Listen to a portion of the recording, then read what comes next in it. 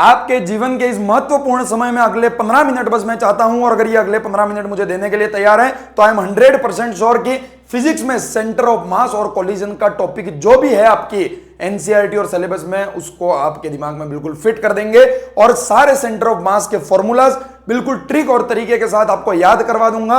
Collision का concept क्या होता है, मोमेंटम कंजर्वेशन क्या होता है, कब कैसे अप्लाई करना है, कैसे क्वेश्चनों को सॉल्व करने, पूरा रैपिडली रीनीट 2026 के लिए हम रिवाइज कर देंगे। और अगर आप पहली बार हमारी सीरीज में आए तो एक बार फिर से आप सबका बहुत बहुत स्वागत है हमारी 21 डेज की रीनीट की फिजिक्स की कमबैक सीरीज के अंदर, जहां हम 21 दिनों में पूरी फिजिक्स को खत्म करने वाले हैं। जहां आज का हमारा टॉपिक है सेंटर ऑफ मास और कोलिजन। हर साल मिनिमम एक क्वेश्चन और ज्यादा से ज्यादा 2 क्वेश्चन आपको देखने को मिलते ही है, एक क्वेश्चन सेंटर ऑफ मास वाले कंसेप्ट से और एक क्वेश्चन कोलिजन वाले कंसेप्ट से। तो इसको बहुत अच्छे से पढ़ना और तैयार करना जरूरी है। और मैं मात्र 15 से 20 मिनट का आपका टाइम लूंगा, सारे फॉर्मूलाज, सारे कंसेप्ट, सारी इक्वेशनें विद क्वेश्चन कैसे सॉल्व किए जाते हैं मैं आपको सिखा के जाऊंगा। ठीक है, बिना किसी देरी के हम वीडियो को शुरू करते हैं। अगर चैनल पर नए हो तो लाइक शेयर सब्सक्राइब जरूर कर देना। और बस आपको यह कहूंगा कि एक वादा कमेंट बॉक्स में करके जाना कि हाँ भैया, इस वीडियो को देखने के बाद मैं आराम नहीं करूंगा, इस वीडियो को देखने के बाद मैं इन चीजों को भूलूंगा नहीं। इस वीडियो को देखने के बाद मैं तुरंत अपने नीट के पिछले 15 साल के और जेईई मेंस के पिछले 3 साल के पीवाईक्यू को सॉल्व करूंगा, ताकि मेरा हर कंसेप्ट और स्ट्रांग बन जाए। और अगर तुमने इतना कर लिया, मैं 100% दावा कर सकता हूं कि नीट में आने वाला कोई सवाल गलत होने के तुम्हारा चांस ही नहीं बनता है। ठीक है, केवल 1% चांस रहेगा कि कुछ उल्टा सीधा पूछ लिया तो, पर ऐसा बहुत कम चांस रहता है। बिना किसी देरी के हम शुरू करते हैं। क्या होता है गाइस सेंटर ऑफ मास? बिल्कुल सिंपल सी बात है, सेंटर ऑफ मास किसी भी बॉडी या किसी भी ऑब्जेक्ट का वो पॉइंट होता है जहां पर उसका पूरा मास कंसेंट्रेट रहता है। मैं आपको एक बहुत ही शानदार मॉडल के साथ बताना चाहूंगा सेंटर ऑफ मास का ये कंसेप्ट। आप देखिए भाई, मेरे पास ये एक आदमी है, देख सकते हैं आप गाइस कैमरे के पास से, ये एक आदमी है जिसके ये 2 पैर है, देख लो। ठीक है, ये मेरे पास एक स्टैंड है, इस स्टैंड में कुछ नहीं लगा हुआ, नॉर्मल स्टैंड है। ठीक है, इस स्टैंड के ऊपर मैंने इस आदमी को रख दिया, देखो इस मॉडल को। तो केवल एक पैर के ऊपर ये है और है ही नहीं, ये घूमेगा भी सही, मैं जितना घुमाना चाहूं उतना घूमेगा। क्यों? क्योंकि इस पूरी बॉडी का, इस पूरे ऑब्जेक्ट का जो सेंटर ऑफ मास है वो कहां स्थित है? इस बीच वाले पॉइंट पर। देखो, तुमको अगर लग रहा है इसमें कुछ दिक्कत है तो मैंने अपनी उंगली पर भी इसको करके देख लिया। ठीक है, तुम जहां चाहो इसको कर सकते हो, क्योंकि ये इसका सेंटर ऑफ मास है। तो सेंटर ऑफ मास वो पॉइंट है जहां पूरा मास जो रहता है वो कंसंट्रेटेड रहता है और वहां से तुम उसको इजीली बैलेंस कर सकते हो। ठीक है, तो हम कुछ इंपॉर्टेंट पॉइंट है जो थ्योरेटिकल पूछे जा सकते हैं। सेंटर ऑफ मास किसी भी बॉडी का वो पॉइंट है जहां अगर आप फोर्स लगाते हैं तो केवल लीनियर मोशन होता है, कोई भी आपको रोटेशनल मोशन या घूर्णन गति देखने को नहीं मिलेगी। सेंटर ऑफ मास यानी कि सर ऑब्जेक्ट के अंदर ही होना चाहिए, ऐसा बिल्कुल जरूरी नहीं है, ऑब्जेक्ट के अंदर या बाहर कहीं भी हो सकता है। ठीक है, उसके बाद कोई भी सिमेट्रिकल ऑब्जेक्ट है, जैसे कि कोई एक स्क्वायर है जो कि सिमेट्रिकल ऑब्जेक्ट है, कोई एक सर्कल है, कोई एक स्फीयर है, उसका सेंटर ऑफ मास हमेशा उसके ज्योमेट्रिकल सेंटर पे रहता है। यानी कि इसकी लेंथ ए इस तरीके से है, तो इसका ज्योमेट्रिकल सेंटर कहां होगा? यहाँ बीचों बीच, यानी कि यहां से भी a/2 पर और यहां से भी a/2 पर। तो ऐसे सिमेट्रिकल ऑब्जेक्ट के लिए जो ज्योमेट्रिकल सेंटर है, क्या वही उसका सेंटर ऑफ मास है? Yes sir. जो रिंग है उसका सर्कल ही सेंटर ऑफ मास है? Yes sir. तो ये 2-3 चीजें थ्योरेटिकल आपको ध्यान रखनी है।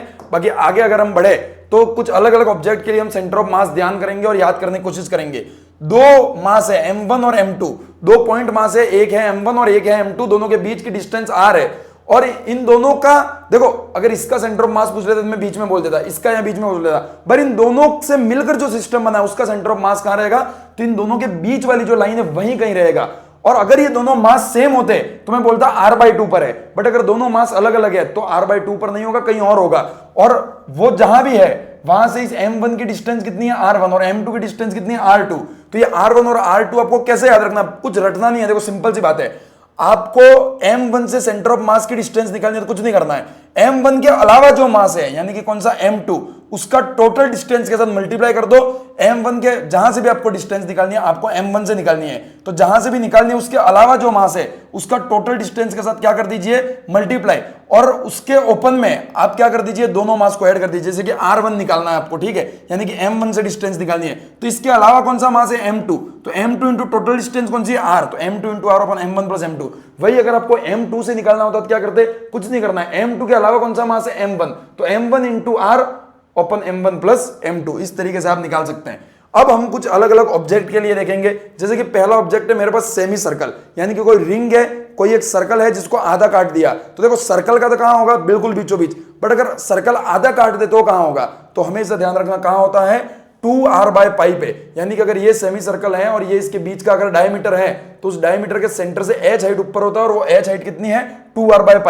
याद रखने का तरीका बता देता हूं, 2πr इसको तो जानते हो ना भाई, इसको जानते हो कि नहीं जानते हो भाई, ये 2πr को जानते हो या नहीं जानते हो? सब जानते हैं। 2πr क्या है? पेरीफेरी है, ठीक है। तो इसमें से ये जो पाई है उसको खींच लेना नीचे, तो क्या हो जाएगा 2r/π, और यही क्या है इससे यहाँ की डिस्टेंस। अब ये था सेमी सर्कल यानी कि रिंग के लिए। अगर कोई डिस्क है, उस डिस्क को मैं आधा काट दूं, यानी कि आपकी थाली जो आती है प्लेट, उसको मैं आधा काट दूं, तो ये क्या हो गया सेमी डिस्क। सेमी डिस्क के लिए कुछ नहीं करना है आपको, देखो 2πr याद था, यहां से पाई को अपन ने नीचे खींच लिया, क्या बन गया था 2r/π। ऊपर और नीचे दोनों जगह जो नंबर है आगे वाला, देखो इसके आगे 2 नंबर, इसके आगे 1 नंबर, उसमें 2 जोड़ दो, तो ये हो जाएगा 4r/3π, और यही आपका आंसर है 4r/3π। बिल्कुल तरीके से आपको सबका सेंटर ऑफ मास याद करवा के जाऊंगा, ठीक है। रिंग का देख लिया आधी, और आधी डिस्क का देख लिया। अब स्फीयर का देखते हैं। पहले सॉलिड स्फीयर, तो सॉलिड स्फीयर की जो बीच वाली लाइन होगी आधी, उसके h हाइट पर ऊपर होगा, और वो h हाइट कितनी रहेगी, तो 3r/8। बिल्कुल आराम से आपको याद रखना है 3r/8, और अगर होलो है तो सिंपल सा है r/2 सीधा, ठीक है। वहीं कोन का देखें या शंकु का देखें, तो कोन के लिए अगर कोन की टोटल हाइट h है, और अगर सॉलिड कोन है तो उससे सेंटर ऑफ मास उसके बीच से वाली लाइन से कितना ऊपर रहेगा, h/4 ऊपर रहेगा, और होलो के लिए h/3 ऊपर रहेगा, ठीक है। तो कंफ्यूज बिल्कुल नहीं होना, बहुत सिंपल सी बात है।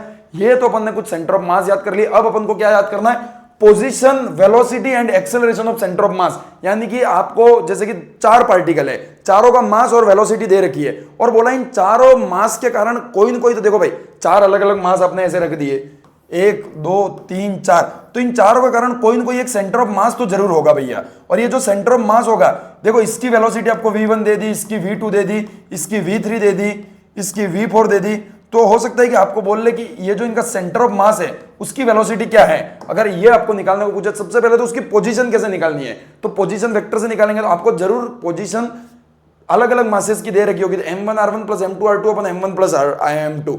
वही वेलोसिटी पूछा है तो m1v1 + m2v2 अपन m1 + m2। एक्सेलरेशन पूछा है m1a1 + m2a2 अपन m1 + m2। बहुत सिंपल सी बात है। अगर आपको पोजीशन वेक्टर ना देकर उसके कोऑर्डिनेट दे रखे हो, कैसे, मैं आपको एक सवाल से आगे बिल्कुल क्लियर कर दूंगा, निश्चिंत रहिए। जहां कंफ्यूजन का मामला क्रिएट होगा वहां आपको एक सवाल से बता देंगे, एक क्वेश्चन करवा देंगे। अगर आपको x कोऑर्डिनेट, y कोऑर्डिनेट और z कोऑर्डिनेट अलग अलग मासेस के पता है और सेंटर ऑफ मास का निकालना है, तो m1x1 + m2x2 अपन m1 + m2 सेम y के लिए और सेम z के लिए। एक सवाल से क्लियर कर दे भाई। एक सवाल है m1 मास है और m2 दो अलग अलग मास है, दोनों के लिए आपको पोजीशन वेक्टर दे रखा है। देखो क्वेश्चन में आपको या तो पोजीशन वेक्टर दे रखे होंगे या फिर क्या दे रखा होगा, कोऑर्डिनेट दे रखे होंगे। तो पोजीशन वेक्टर दे रखे तब आपको r सेंटर ऑफ मास, यानी कि सेंटर ऑफ मास का अगर पोजीशन वेक्टर पूछे क्या करना है, m1r1, तो एक का इसके साथ मल्टीप्लाई कर दिया तो i + 2j + 4k ही रहेगा, प्लस m2 का इसके साथ मल्टीप्लाई कर दो, 2 का मल्टीप्लाई करेंगे 6i, क्या हो जाएगा 6i + 4j + 12k अपन m1 + m2। m1 + m2 कितना आ जाएगा 3। तो ये इसको सॉल्व करोगे तुम्हारे पास पोजीशन वेक्टर इसका आ जाएगा। अगर यहां कोऑर्डिनेट दे रखे तो क्या करें, आप x सेंटर ऑफ मास का निकाल लीजिए और y निकाल लीजिए, x डायरेक्शन में सेंटर ऑफ मास और y डायरेक्शन में निकाल लीजिए। तो x में कैसे निकालेंगे, m1x1, तो 2 × 3 कितना हो गया 6, प्लस m2x2 कितना हो गया ये 3 अपन 5, तो ये कितना आ जाएगा आपके पास 9/5। तो x डायरेक्शन में कोऑर्डिनेट आ गया सेंटर ऑफ मास का, और y डायरेक्शन में कहां आ जाएगा, y डायरेक्शन में आ जाएगा 2 × 4 8, और ये आ जाएगा 3 × -3 तो -9 अपन 5, तो ये आ जाएगा -1/5। तो आपके पास सेंटर ऑफ मास के जो कोऑर्डिनेट है वो क्या आ गए 9/5 और -1/5, ये दो कोऑर्डिनेट आपके पास आ गए। तो इस तरीके से कोऑर्डिनेट निकाल सकते हैं। एक बहुत ही बढ़िया सवाल आपके सामने है। एक रॉड थी मेरे पास, ठीक है, एक सीधी रॉड थी, उसको मैंने तोड़कर बेंड कर दिया। देखो एक सीधी रॉड थी जिसका मास m था और लेंथ l थी, उसको तोड़कर बेंड कर दिया कि ये भी l/2 हो जाए और ये भी l/2 हो जाए। और यूं पूछा है फाइंड, और देखो ये आपको x y दे रखा है, ये x एक्सिस है, ये y एक्सिस है और ये ओरिजिन है। आपको बोल रहा है find distance between centre of mass and origin. अब आपको इस ओरिजिन से सेंटर ऑफ मास के बीच की डिस्टेंस निकालनी है, तो उसके लिए हमें सबसे पहले क्या निकालना पड़ेगा भैया, हमें सेंटर ऑफ मास निकालना पड़ेगा। तो सेंटर ऑफ मास कैसे निकालेंगे, सबसे पहले आपको सेंटर ऑफ मास के कोऑर्डिनेट निकालने पड़ेंगे। अगर आपको सेंटर ऑफ मास के कोऑर्डिनेट मिल जाता है ग्राफ में, तो आप उसकी ओरिजिन से डिस्टेंस निकाल सकते हैं। पर भैया हम निकाले कैसे, तो बहुत सिंपल सी बात है, बहुत सिंपल सी बात है। कैसे निकालेंगे, हम यहाँ दो ऑब्जेक्ट इमेजिन कर लेंगे, पहला ये और दूसरा ये, पहला ऑब्जेक्ट और दूसरा ऑब्जेक्ट। तो सुनना, पहले ऑब्जेक्ट के लिए अगर मैं सेंटर ऑफ मास के कोऑर्डिनेट लिखना चाहूं तो लिख सकता हूं क्या, एक्स डायरेक्शन में कितना होगा, एक्स डायरेक्शन में देखो इसकी टोटल लेंथ कितनी है l/2 और इसकी भी l/2 है, इसकी भी l/2 है, ठीक है, इसकी भी कितनी है l/2। तो सुनना, एक्स डायरेक्शन में सेंटर ऑफ मास यहां बीच में होगा इस रोड के, टोटल लेंथ l/2 है तो आधी लेंथ पर होगा, तो कितनी लेंथ पर होगा, क्या l/4 लेंथ पर होगा, यस भैया। और y में तो 0 क्योंकि ऊपर तो जा ही नहीं रहा है, वही इसका निकालना चाहोगे तो ये x में बढ़ा ही नहीं है, तो x में 0 और y में कितना हो जाएगा l/4, दोनों का मास कितना हो जाएगा m/2 m/2। तब सुनना, अब मुझे सेंटर ऑफ मास के x कोऑर्डिनेट निकालने, तो मैं क्या करूंगा m1 x1 plus m2 x2, तो m1 कितना है m/2 इंटू l/4, ठीक है, अपन m1 प्लस m2, तो m/2 प्लस m/2 ये आ गया, तो कितना आ जाएगा मेरे पास l/8। वही मेरे को YCM निकालना है, तो ये भी क्या l/8 आएगा, तो अपने पास x और y दोनों के कोऑर्डिनेट मिल गए। अब अगर ओरिजिन से आपको डिस्टेंस पूछी जाए तो बहुत एक सिंपल सा फॉर्मूला है, क्या करना है, X square plus Y square plus Z square का अंडर रूट कर देना। तो यहां रखकर इसको सॉल्व करोगे तो आपके सामने आपका आंसर आ जाएगा। पर कैसे किया सवाल, ये बात आपको समझ में आनी चाहिए। ये तो बात होगी सेंटर ऑफ मास की, केवल हमने 8-10 मिनट के अंदर अंदर सेंटर ऑफ मास को पूरा पढ़ लिया है। अब हम बात करेंगे लीनियर मोमेंटम कंजर्वेशन की। मोमेंटम दो टाइप का होता है, लीनियर मोमेंटम और एंगुलर मोमेंटम। एंगुलर मोमेंटम इसके अगले वीडियो में हम रोटेशनल मोशन में पढ़ेंगे, और अभी हम पढ़ेंगे किसको, लीनियर मोमेंटम कंजर्वेशन को। तो बहुत सिंपल सी बात है, मोमेंटम क्या होता है, P equals to mv। Conservation कब होता है बस ये हमें पता होना चाहिए। तो ध्यान रखना माय डियर फ्रेंड, जब एक्सटर्नल फोर्स जो है वो 0 होता है, मोमेंटम क्या होता है, कंजर्व होता है। और एक बहुत ही इंपॉर्टेंट लाइन में बोलने जा रहा हूं, मैं 10 बार इस वीडियो में बोलूंगा, फिर भी तुम 11वीं बार इस क्वेश्चन को गलत करोगे, मेरे को पता है, कि velocity of centre of mass constant रहता है। कब कांस्टेंट रहता है, जब एक्सटर्नल फोर्स 0 लग रहा हो, तब मोमेंटम भी कंजर्वेशन रहेगा और सेंटर ऑफ मास की जो वेलोसिटी है वो भी क्या रहेगी, कांस्टेंट रहेगी, कभी चेंज नहीं होगी। ये बात ध्यान रखना। एग्जाम्पल कौन कौन से, जब एक्सटर्नल, देखो भाई लीनियर मोमेंटम कंजर्वेशन कब कब लगाएंगे, तो उसके 5 एग्जाम्पल आपके सामने लिखे। इन 5 केसेस में एक्सटर्नल फोर्स 0 होता है। ये जो 5 इंसिडेंट्स होते हैं, ये 5 इंसिडेंट्स वो केवल इंटरनल फोर्स के कारण होते हैं। जैसे कि बम का ब्लास्ट होना, आप कोई एक्सटर्नल फोर्स नहीं लगा रहे हो, इंटरनल फोर्स से ब्लास्ट हुआ है, तो इसके अंदर F एक्सटर्नल 0 रहेगा और P कांस्टेंट रहेगा, वेलोसिटी ऑफ सेंटर ऑफ मास भी कांस्टेंट। गन को शूट करना, अल्फा और बीटा कणों का उत्सर्जन, अट्रैक्शन और रिपल्सन इंटरनल फोर्सेस के कारण, एक इलेक्ट्रॉन और एक प्रोटॉन को रख दिया, आपस में रिपल इंटरनल फोर्स से हो रहे हैं। और एक मोस्ट इंपॉर्टेंट है कोलिजन, जो अपन डिटेल में पढ़ेंगे, ठीक है। एक सवाल आपके सामने है, एक m ब्लॉक, एक m मास का ब्लॉक है जो v वेलोसिटी से x डायरेक्शन में चल रहा है, i कैप में चल रहा है, ठीक है, वो ब्लास्ट हो जाता है 4 अलग अलग टुकड़ों में। तो सेंटर ऑफ मास की वेलोसिटी क्या रहेगी, ये पूछा गया आपको, सेंटर ऑफ मास की वेलोसिटी क्या रहेगी। तो भैया अगर 4 बराबर मास है तो इसका हो जाएगा m/4, चारों का m/4 हो जाएगा। तो हमें चारों की वेलोसिटी निकालनी पड़ेगी, चारों की वेलोसिटी निकालकर फिर हम सेंटर ऑफ मास की वेलोसिटी निकालेंगे। नहीं मूर्ख, ये नहीं करना। देख मेरी बात, क्या लिखा है, वेलोसिटी ऑफ सेंटर ऑफ मास क्या रहता है, कांस्टेंट रहता है। कब, जब इंटरनल फोर्स लग रहा है। और इंटरनल फोर्स कब लगता है, जब बम ब्लास्ट हो, गन शूट हो। तो ये बम ब्लास्ट का केस है कि यहाँ v सेंटर ऑफ मास जो पहले था वही रहेगा, पहले v था तो अभी भी v ही रहेगा, ध्यान रखना, ठीक है। एक और सवाल आपके सामने पेश है, m मास का एक ब्लॉक है जिसकी इनिशियल वेलोसिटी कितनी है, 0 है। वो 2 पार्ट में टूट जाता है, m1 और m2 में, जहां m1 और m2 का रेशो जो है वो 1:2 है। अगर m1 की वेलोसिटी v i कैप है तो m2 की वेलोसिटी कितनी होगी। सर वेलोसिटी तो कांस्टेंट रहती है, तो 0 होनी चाहिए। नहीं गधे, सेंटर ऑफ मास की वेलोसिटी कांस्टेंट रहती है, किसी एक पार्टिकल की नहीं। देख यहां क्या हुआ था, यहां एक पार्टिकल अलग अलग पार्टिकल में टूटा, पर पूछा क्या था, सेंटर ऑफ मास की वेलोसिटी, तो वो कांस्टेंट होगी। इन सब पार्टिकल की वेलोसिटी सेम नहीं होगी। तो यहां भी 2 ब्लॉक है, m1 और m2। तो इस कंडीशन में हमें मोमेंटम कंजर्वेशन करना है, P initial equals to P final. तो P इनिशियल कितना है भाई, P इनिशियल m1 v1, तो m1 तो m हो गया और v1 0 है तो 0 लिख देंगे। P फाइनल, अब इन दोनों का लिखना पड़ेगा। तो देख ये 1:2 में टूटा है, तो जरूर इसका मास जो है वो m/3 होगा और इसका मास जो है वो 2m/3 होगा। क्या मामला क्लियर है, यस सर। तो मैं यहां लिख देता हूं m/3 into v i cap plus m/3 साथ में मैं लिख देता हूं 2m/3 और v डैश। अब आपको ये v डैश निकालना है, कुछ नहीं करना, ये तो 0 है, तो इस पूरे को मैं यहां ले आता हूं, -3m/3 i cap equals to 2m/3 v dash. तो m से m कैंसल, 3 से 3 कैंसल, तो अपना आंसर आ जाएगा -v/2 i कैप। यानी कि वेलोसिटी जो है वो v/2 होगी और -i कैप डायरेक्शन में होगी, ठीक है। तो ये हो गया अपना सवाल। अब अपन पढ़ते हैं कोलिजन या टक्कर। क्या होता है कोलिजन, क्या होती है टक्कर।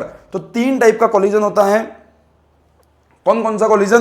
पहला इलास्टिक कोलिजन या हिंदी में कहें तो प्रत्यास्थ टक्कर, दूसरा एनइलास्टिक कोलिजन या अप्रत्यास्थ टक्कर, और तीसरा कंप्लीट एनइलास्टिक कोलिजन या पूर्ण अप्रत्यास्थ टक्कर। इनको पढ़े उससे पहले एक टर्म आपको समझ में आनी जरूरी है, कोफिशिएंट ऑफ रीइंस्टिट्यूशन आपको आना चाहिए, या फिर प्रत्यासन गुणांक या ई, स्मॉल ई क्या होता है वो आपको आना चाहिए। तो स्मॉल ई एक कोफिशिएंट है जो दर्शाता है कि कोलिजन किस टाइप का हुआ है, टक्कर किस टाइप की हुई है। ई की वैल्यू डिफरेंट हो सकती है डिफरेंट कोलिजन के लिए। बस हमको एक चीज ध्यान रखनी है कि ई जो है वो किस चीज को शो करता है। तो ई जो है उसका फॉर्मूला होता है कोलिजन के बाद दूर जाने की वेलोसिटी अपन कोलिजन के पहले पास आने की वेलोसिटी। यानी कि ई की वैल्यू जो होती है वो 2 चीजों पे डिपेंड करती है, दूर जाने की वेलोसिटी और पास आने की वेलोसिटी। तो दूर जाने की वेलोसिटी अपन पास आने की वेलोसिटी का जो रेशियो है वही क्या है, ई है। दूसरी चीज सुनना, मैं आपको इस बात को और क्लियर करूंगा, बट ई जो है वो किस पे डिपेंड करता है, 2 चीजों पे डिपेंड करता है। और जब भी हम इलास्टिक कोलिजन की बात करें तो इलास्टिक कोलिजन के अंदर भी हम पढ़ेंगे वहां हमेशा ई 1 होता है। क्यों 1 होता है? क्योंकि वहां जितनी वेलोसिटी से व्यक्ति आ रहा है उतनी वेलोसिटी से टकराकर वापस जाता है, तो दोनों का रेशियो सेम होता है। बट हम ये जान ले कि दूर आने की वेलोसिटी और पास आने की वेलोसिटी लिखेंगे कैसे। तो एक एग्जांपल है, v1 वेलोसिटी से एक ब्लॉक इधर आ रहा है, v2 से इधर आ रहा है। सुनना मेरी बात, इन दोनों में से कौन सा ब्लॉक ऐसा है जो पास आना चाह रहा है? तो सर ये v1 जो है वो पास आना चाह रहा है और v2 है वो दूर जाना चाह रहा है। सुनना, मैं लिखना चाहता हूं कोलिजन के बाद दूर जाने की वेलोसिटी, तो मुझे दूर जाने की वेलोसिटी लिखनी है। तो ये v1 से पास आना चाह रहा है, ये दूर जाना चाह रहा है, तो मुझे पहले क्या लिखना है, दूर जाने। ये फॉर्मूला नहीं है, ठीक है। मैं लिखना चाहता हूं दूर जाने की वेलोसिटी, दूर जाने की वेलोसिटी। ये क्या चाह रहा है, दूर जाना, तो दूर जाने की वेलोसिटी, और ये नहीं चाह रहा है तो ऑपोजिट साइन के साइड लिखो, ठीक है। वहीं मैं लिखना चाहता हूं कोलिजन से पहले पास आने की वेलोसिटी। तो ये आदमी तो पास आना चाह रहा है, इसको पॉजिटिव लिखो, ये नहीं आना चाह रहा है, इसको नेगेटिव लिखो, ठीक है। अब देखना मेरी बात, जैसे कि मैं बोल दूं एक ये v1 है, ये v2 है। अब मैं पूछ रहा हूं पास आने की वेलोसिटी कितनी है, तो पास दोनों ही आना चाहते हैं तो दोनों को प्लस में लिखो, ठीक है। दूर जाने की वेलोसिटी दोनों पास आना चाहते हैं तो दोनों को माइनस लिखो, -v1 -v2, इस तरीके से आपको लिखना है, ठीक है। मेनली आपको ये 3 चीजें आनी चाहिए। इलास्टिक कोलिजन या प्रत्यास्थ कोलिजन में काइनेटिक एनर्जी का कोई लॉस नहीं होता है, जितनी वेलोसिटी से आ रहा है उतनी ही वेलोसिटी से वो वापस जाएगा। यहाँ के लिए ई जो होता है वो हमेशा कितना होता है, 1 होता है, और काइनेटिक एनर्जी कंजर्व रहती है। अप्रत्यास्थ टक्कर या एन इलास्टिक कोलिजन के लिए अगर वो v वेलोसिटी से आ रहा है और v डैश से वापस जा रहा है तो v डैश कुछ कम होगी, क्योंकि कुछ ना कुछ काइनेटिक एनर्जी का लॉस होगा, और e की वैल्यू जो है वो 1 से कम होगी। e की वैल्यू हमेशा 0 से 1 के बीच में रहती है, 1 से ज्यादा भी नहीं होगी, 0 से कम भी नहीं होगी।